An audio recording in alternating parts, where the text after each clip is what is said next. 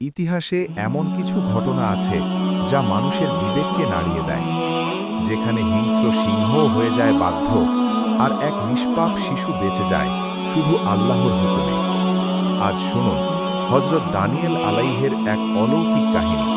ইবনে আবিদ দুনিয়া রাদিয়াল্লাহু আনহু বলেন, ইবনে আবি জানাদ রাদিয়াল্লাহু আনহু বলেছেন, আমি হযরত আবু মুসা আশআরি রাদিয়াল্লাহু আনহু এর পুত্র হযরত আবি বুরদাহ এর হাতে একটি আংটি দেখেছি, যাতে দুটি সিংহ এবং সিংহ দুটির মাঝে এক ব্যক্তির ছবি অঙ্কিত ছিল।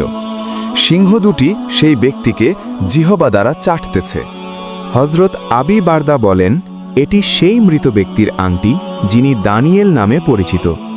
হযরত আবু মুসা আশআরি রাদিয়াল্লাহু তাকে দাফন করার সময় এই আংটিটি তার কাছে রেখে দিয়েছিলেন। আবু বারদা বলেন, হযরত আবু মুসা আশআরি রাদিয়াল্লাহু সেই জনপদের জ্ঞানী ও পণ্ডিতগণের কাছে এই আংটিতে অঙ্কিত ছবির রহস্য সম্পর্কে জিজ্ঞাসা করলেন। তারা জবাবে বললেন, যে বাদশার শাসন আমলে হযরত দানিয়েল আলাইহি ওয়াসাল্লামের আবির্ভাব হয়েছিল, সে বাদশার কাছে হযরত দানিয়েল আলাইহি ওয়াসাল্লামের ভূমিষ্ঠ হওয়ার পূর্বে দেশের একদল গণক ও জ্যোতিষী এবং কতিপয় বিজ্ঞ লোকেরা এসে বলল, হে বাদশাহ, অমুক রাতে এমন একটি শিশু জন্মগ্রহণ করবে যে শিশুটি বড় হয়ে আপনার রাজত্বকে ধ্বংস করে দেবে এবং আপনার বাদশাহীকে খতম করে দেবে। তখন বাদশাহ বলল, আল্লাহর কসম, সে রাতে যে শিশুই ভূমিষ্ঠ হবে তাকেই হত্যা করা হবে।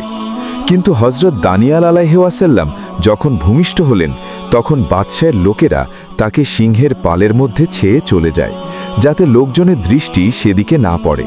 কিন্তু সিংহগুলো এবং ওদের বাচ্চারা হযরত দানিয়েল আলাইহি ওয়াসাল্লামের কোনোই অনিষ্ট করল না, বরং সিংহগুলো হযরত দানিয়েল আলাইহি ওয়াসাল্লামকে সান্ত্বনা দেওয়ার জন্য জিহবা দ্বারা চাটতে লাগল এবং তার সাথে খেলতে শুরু করল।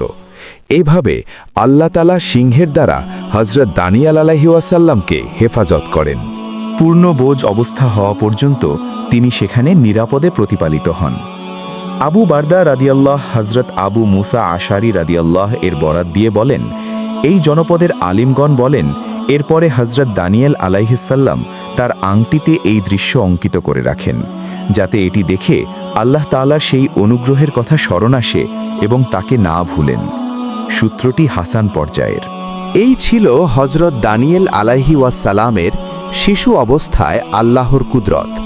যদি ভিডিওটি ভালো লাগে, লাইক ও সাবস্ক্রাইব করতে পারেন। পরের অংশ দেখতে চাইলে কমেন্টে লিখুন। আসসালামু আলাইকুম।